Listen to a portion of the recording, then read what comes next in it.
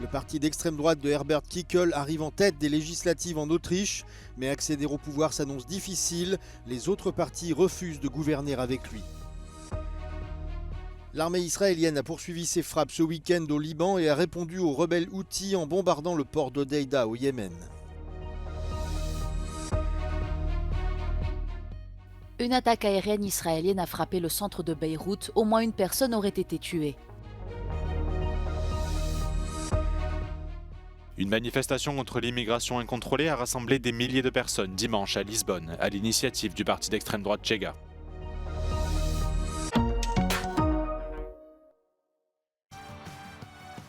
Victoire historique de l'extrême droite en Autriche, une première depuis l'après-guerre lors d'un scrutin national. Le FPO arrive en tête avec 29,2% des suffrages devant les conservateurs actuellement au pouvoir avec 26,2%. Les sociaux-démocrates sont à la troisième place avec 20% des suffrages. Le Parti pour la liberté de Herbert Kickl bouleverse donc l'échiquier politique en remportant ces législatives. Wir haben das verinnerlicht, wir fühlen uns bestärkt und wir werden von diesem Weg auch nicht abgehen. Diese 29% sind für uns eine Bestärkung. Diesen Weg, den wir bisher gemeinsam eingeschlagen haben, mit noch größerer Intensität.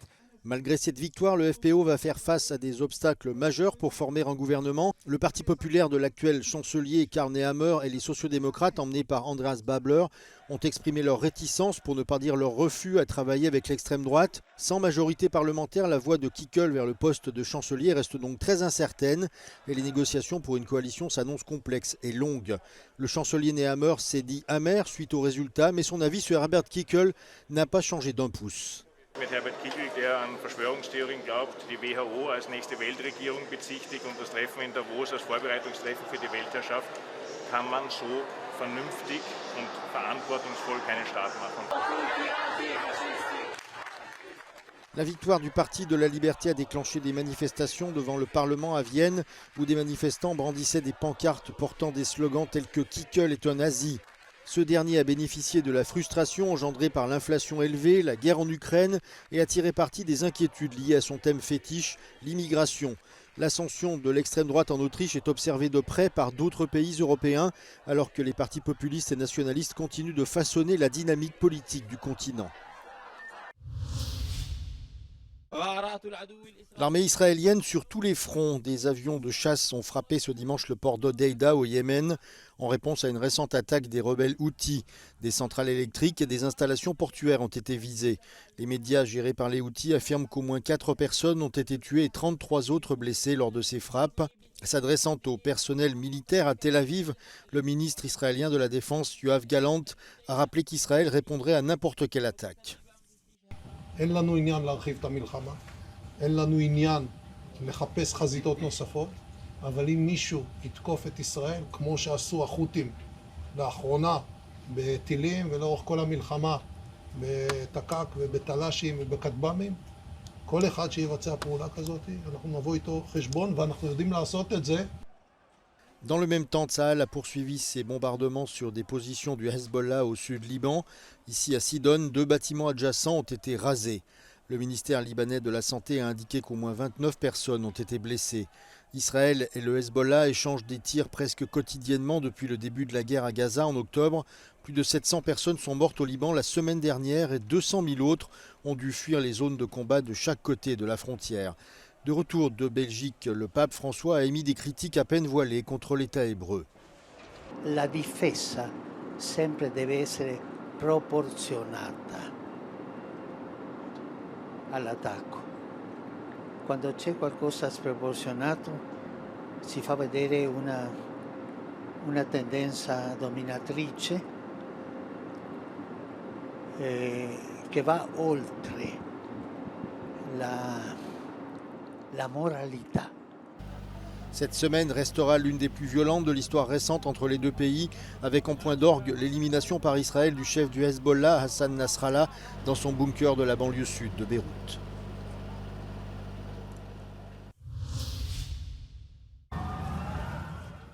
Une attaque aérienne israélienne a frappé le centre de Beyrouth tôt dans la matinée ce lundi. Un immeuble d'habitation de plusieurs étages a été touché dans un quartier résidentiel bordé de magasins. Pour le moment, les annonces sur le bilan humain ne sont pas claires. Un responsable de la défense civile libanaise affirme qu'une personne est morte et 16 autres blessés. Une faction palestinienne de gauche au Liban a, elle, déclaré que 3 de ses membres ont été tués dans l'attaque. Pour le moment, les responsables israéliens n'ont pas fait de commentaires sur ces frappes. Des centaines de manifestants sont descendus dans les rues de Paris pour demander la fin des frappes aériennes israéliennes au Liban. Ce rassemblement intervient alors que les frappes israéliennes à travers le pays ont tué des dizaines de personnes dimanche. On veut juste un seul objectif, c'est montrer l'unité du peuple libanais. Une image qui montre tous les Libanais qui veulent de partout du Liban, de différents courants politiques, pour soutenir le Liban, les réfugiés, les victimes, soutenir notre pays et défendre notre pays. Israël et le Hezbollah échangent des tirs presque quotidiennement depuis le début de la guerre à Gaza en octobre. Des dizaines de milliers de personnes ont dû quitter leur maison des deux côtés de la frontière. Ces dernières semaines, Israël a intensifié son attaque aérienne contre le Liban, avec plus de 700 personnes tuées au cours des derniers jours. Samedi, l'État hébreu a déplacé des troupes près de sa frontière nord, faisant craindre une offensive terrestre imminente dans le pays. Les manifestants dénoncent également le soutien de la France à Israël. Selon un rapport sur les exportations d'armes présentées au Parlement par le ministère de la Défense en 2023, Paris a délivré 767 licences d'exportation à Tel Aviv depuis 2015. La France vend également en moyenne 20 millions d'euros d'équipements militaires à Israël chaque année. En avril, 11 ONG à Paris, dont Amnesty International, ont déposé une plainte en justice pour faire cesser les ventes d'armes de la France à Israël, argumentant que les civils de Gaza étaient pris pour cible. Le tribunal a rejeté cette demande en mai. C'était le 46e voyage du pape François. Après avoir visité le Luxembourg, il a passé 3 jours en Belgique.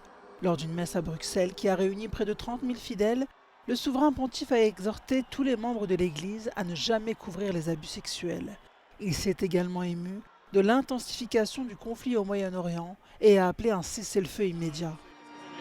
Aujourd'hui, qu'il annonce de l'espérance pour l'Église catholique en Belgique. Nous attendons vraiment qu'il nous donne une parole pour nous encourager à rester attachés à la foi. Parce que c'est très difficile. Okay. Now, are you worried that the church has not done enough for victims of child abuse? Yes, the church has not done enough, certainly here in Belgium and in other countries too, and that's a scandal. That's absolutely true, but that doesn't take away my belief.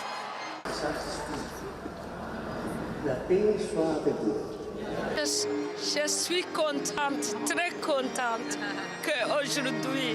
Pourquoi? Parce que c'est une chose que je voulais très longtemps.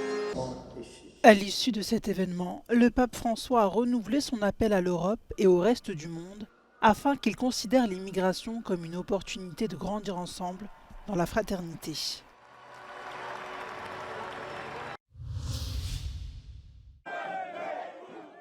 Des milliers de personnes ont participé à une manifestation organisée par le parti portugais d'extrême droite Chega contre ce qu'il qualifie d'immigration incontrôlée. Les manifestants ont défilé dans la capitale, Lisbonne, portant le drapeau portugais ainsi que des banderoles affichant des slogans tels que « Expulsion des immigrés qui commettent des crimes ». Le chef du parti Chega, André Ventura, a toutefois déclaré que les immigrés qui voulaient venir au Portugal pour travailler étaient les bienvenus. A imigração não pode ser vista só na segurança social. Tem que ser visto, por exemplo, num drama que ontem foi debatido nas ruas, que é o drama da habitação. Se deixarmos entrar 15% de estrangeiros em Portugal, não haverá casas para toda a gente. E não vale a pena andarmos a fingir que há, porque não há. La tension est montée lorsque la marche s'est approchée d'un quartier à forte population immigrée, où les manifestants ont été confrontés à des militants pro-immigration. Le nombre d'étrangers vivant au Portugal a augmenté de plus de 33% l'année dernière, pour atteindre plus d'1 million. Cela représente environ 1/10 de la population totale du pays, selon l'Agence pour l'intégration, la migration et l'asile. La coalition gouvernementale de centre-droit a durci la politique migratoire du Portugal au mois de juin, en limitant la régularisation pour les immigrés clandestins.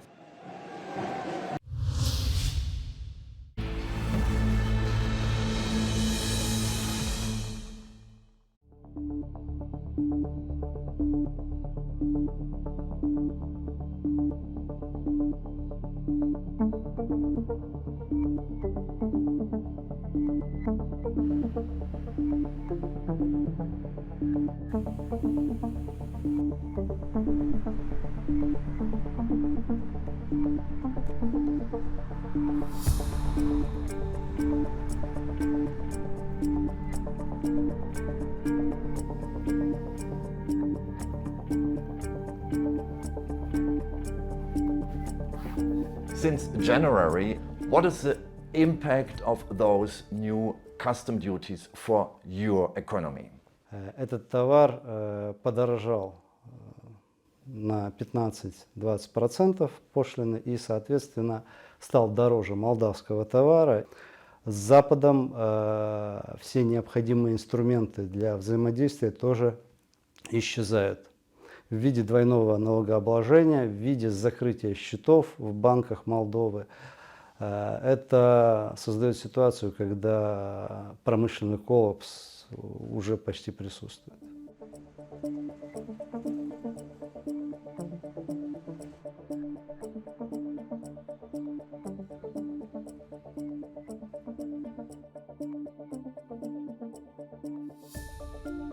When a Moldovan company producing these dual-use goods is intending to export them to Russia, then we do not authorize it, full stop. Will Transnistria be part of the European Union?